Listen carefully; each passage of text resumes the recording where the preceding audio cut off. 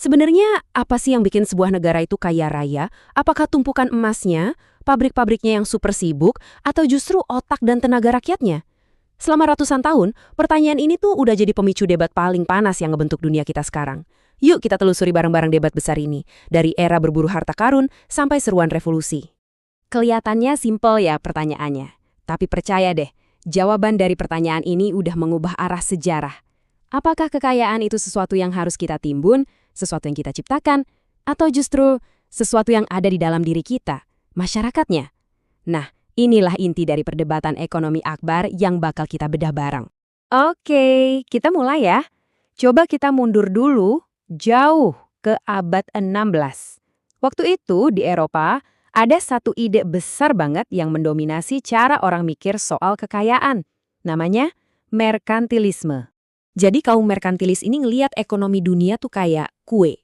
Ya kue yang ukurannya tetap segitu aja, nggak bisa nambah gede. Artinya kalau satu negara dapat potongan lebih besar, ya otomatis negara lain dapatnya lebih kecil. Pokoknya ada yang menang, ada yang kalah. Dan emas, nah emas itulah papan skornya.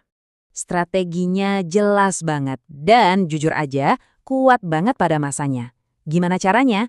Gampang. 1.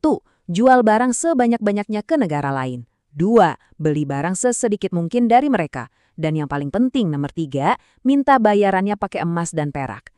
Logikanya, makin banyak emas di brankas, makin jaya negaranya. Kedengarannya masuk akal kan? Nah, di tengah dominasi pemikiran kayak gitu, muncullah seorang filsuf dari Skotlandia yang bakal mengubah total cara kita memandang ekonomi. Namanya Adam Smith. Dan idenya ini, wah, benar-benar jadi revolusi.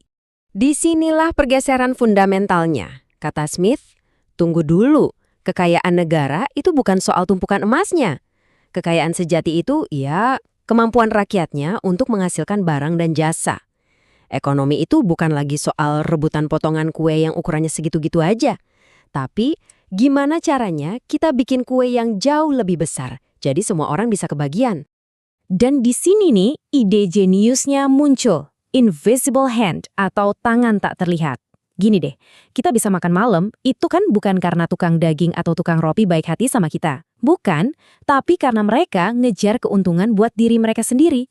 Nah, anehnya, kata Smith, pas semua orang egois ngejar kepentingannya masing-masing, secara nggak sadar, mereka justru bikin masyarakat secara keseluruhan jadi lebih baik. Kepentingan pribadi, hasilnya kemakmuran bersama. Ide Smith ini kemudian dikembangin lagi sama ekonom lain, namanya David Ricardo. Dengan konsep yang gak kalah keren, keunggulan komparatif.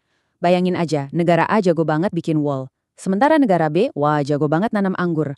Nah, kata Ricardo, daripada dua-duanya maksain bikin wall dan anggur, mendingan fokus aja sama keahlian masing-masing. Negara A bikin wall, negara B bikin anggur, terus mereka tukeran. Hasilnya, keduanya bakal jauh lebih makmur. Dan inilah dasar dari argumen perdagangan bebas global. Oke, kedengarannya pasar bebas itu sempurna ya, semua orang untung. Tapi, beneran sesempurna itu? Ternyata, seiring waktu berjalan, ada pemikir-pemikir yang mulai ngelihat celahnya. Salah satu yang paling penting adalah John Stuart Mill. Jadi, Mill ini sebenarnya kagum loh sama kekuatan pasar bebas, dia setuju itu bisa bikin makmur. Tapi, dia juga nggak tutup mata sama sisi gelapnya. Misalnya, ketimpangan yang makin parah atau lingkungan yang rusak. Menurut dia, disinilah peran pemerintah jadi penting. Bukan buat ngontrol semuanya ya, tapi buat turun tangan kalau ada kegagalan pasar. Intinya, buat mastiin ada keadilan. Nah, inilah yang bikin Mill jadi kayak jembatan antara ide pasar bebas dan kepedulian sosial. Kalau Mill tadi pengen memperbaiki sistem, pemikir kita berikutnya ini beda banget.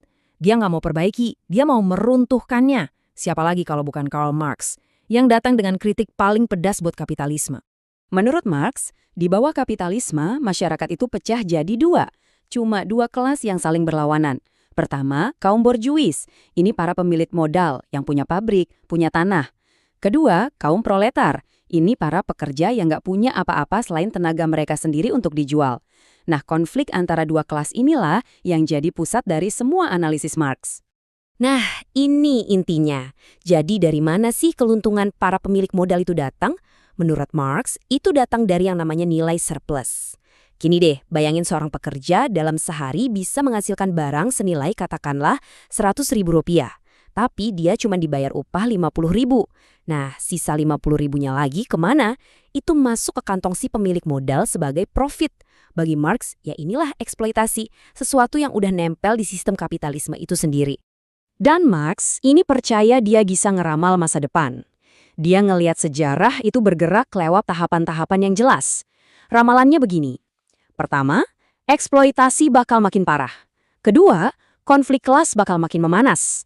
Sampai akhirnya, muncullah yang ketiga, revolusi kaum pekerja.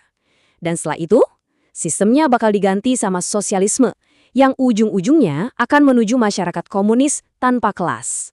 Wah, dari merkantilis sampai Marx kita udah ngelewatin perjalanan ide selama berabad-abad ya. Tapi, jangan kira debatnya selesai sampai di situ. Sama sekali belum. Justru, ide-ide lama ini masih relevan banget dan ngebentuk dunia kita hari ini. Debatnya bahkan masih panas loh. Contohnya ada ekonom modern namanya Thomas Piketty. Dia bikin geger dunia dengan bukunya yang nunjukin pakai data, gimana kekayaan itu makin lama makin numpuk di tangan segelintir orang aja. Kedengeran familiar? Iya, itu kan kayak gema dari kritiknya Marx beratus-ratus tahun lalu. Ini bukti nyata kalau pemikiran-pemikiran klasik ini masih penting banget buat kita pahami tantangan ekonomi zaman sekarang. Jadi, kita kembali lagi ke pertanyaan paling awal tadi, tapi sekarang dengan perspektif yang lebih luas. Jadi gimana? Kemakmuran itu sebetulnya datang dari mana? Apakah dari kebebasan tiap orang buat bersaing, kayak kata Adam Smith? Atau justru dari perjuangan kita bersama melawan ketidakadilan, seperti keyakinan Karl Marx? Di antara dua kutub inilah, debat ekonomi modern terus berjalan. Dan jawaban yang kita pilih, baik secara sadar atau tidak, itu yang akan menentukan masa depan kita semua.